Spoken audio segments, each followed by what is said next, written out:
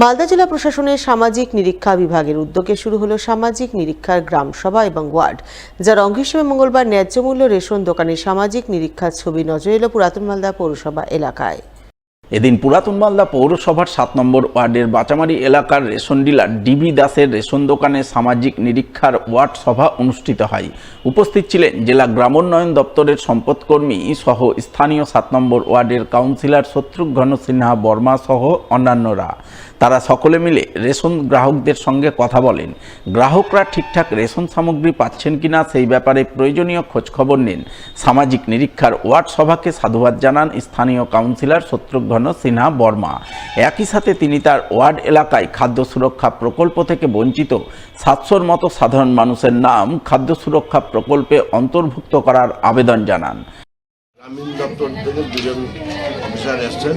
আমাদের পুরাতন মালদা পৌরসভার 7 নম্বর ওয়ার্ডের অবস্থিত দেবীরানী দাস রেশন ডিলারের আন্ডারে বিভিন্ন তথ্য সংগ্রহ করার জন্য এসেছিলেন তারা বিগত 28শে ফেব্রুয়ারি থেকে।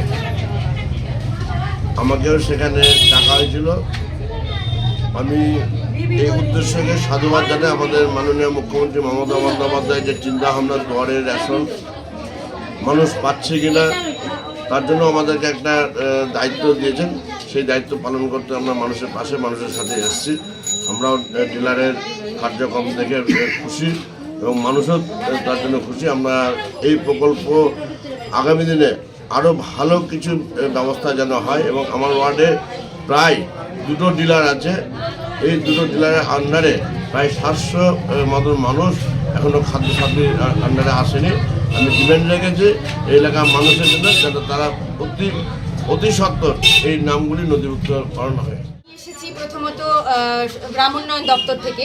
আমি একজন অডিট কর্মী, ঠিক আছে। আমার আজকে আসার মূল উদ্দেশ্য হলো এই গত 28 তারিখে আমি রেশন ডিলারের ওপরে একটা ফিল্ড ভিজিট করেছিলাম। বিভিন্ন মানুষের সাথে কথা বলেছিলাম, জানার চেষ্টা করেছিলাম যে ওনারা ঠিকঠাকভাবে রেশন পায় কিনা, কোনো অসুবিধা হয় কিনা তুলতে। সেখানে আমি যা তথ্য পেলাম যে মোটামুটি প্রত্যেকেই আমাকে ভালো রেসপন্স করেছে, ওনারা পাচ্ছেন, ভালোভাবেই পাচ্ছেন, তুলতে কোনো অসুবিধা হচ্ছে না।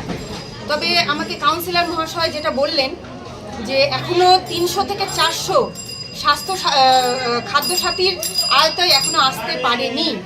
সেই সব বেনিফিশিয়ারিকে আমি চাইব যত তাড়াতাড়ি সম্ভব এই অডিটের মাধ্যমে তাদেরকে খাদ্য সাথীর আন্ডারে নথিভুক্ত করা। পশ্চিমবঙ্গ সরকারের প্রাণী সম্পদ বিকাশ বিভাগের উদ্যোগে ন্যাশনাল লাইভ স্টক মিশন 2024-25-এর অধীনে গোপালকদের এক প্রশিক্ষণ শিবির হয়ে গেল মালদায়। মঙ্গলবার মালদার হবিবপুর ব্লকের হবিবপুর গ্রাম পঞ্চায়েতের হলঘরে এই প্রশিক্ষণ শিবিরের আয়োজন করা হয়। হবিবপুর ব্লক প্রাণী সম্পদ বিকাশ বিভাগ এবং হবিবপুর পঞ্চায়েত সমিতির যৌথ ব্যবস্থাপনায় শিবির অনুষ্ঠিত হয়। শিবিরে হবিবপুর, বামংলা, পুরাতন মালদা, গাজল এবং রতুয়া 2 নম্বর ব্লকে 10 জন করে মোট 50 জন গোপালক অংশগ্রহণ করেন।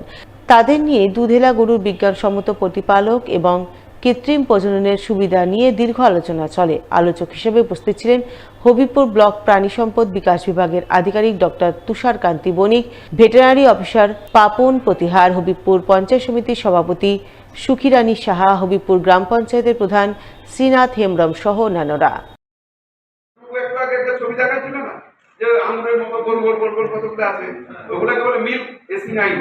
ওর ভিতরে দুধ তৈরি হয়, ফোটা ফোটা দুধ তৈরি হয়। তারপরে অনেকগুলা থেকে ফোটা ফোটা দুধ তৈরি হয়ে একটা জায়গায় এসে জমা হয়ে থাকে কিছুটা দুধ, বুঝতে পারছেন? দুধ জমা হয়ে থাকে। আপনি যখন গরুর দুধ দোয়ান মেডিসিন দিয়ে পানি র্যাবিস হয়ে যাওয়ার পর সেটাকে বিপরীত করা হয়েছে। র্যাবিস হলে 100% মৃত্যু হয়ে যায়। র্যাবিস হলে আপনারা অবশ্যই সেটাকে করবেন, ভ্যাকসিনেশন করবেন। র্যাবিস হলে এই যে গরু কিনা বুঝবেন, কুকুরের ক্ষেত্রে কি হয়, কুকুর কিন্তু অন্ধকার জায়গায় ঢুকে বেড়ায়, ঠিক আছে, মুখতে নালা পড়ে, জল খেতে পারে না। নিউট্রিয়েন্টস আছে, বেসিক ক্যালসিয়াম থাকে, প্রোটিন থাকে, ফ্যাট থাকে, ভিটামিন, মিনারেলস, মোটামুটি সব কিছু দুধ হয়। তো দুধের মধ্যে দুধ ছাড়াও আমরা দুধ বিভিন্ন ধরনের প্রোডাক্ট পাই, যেমন কি পনির পাই, ঘি পাই, মাখন পাই।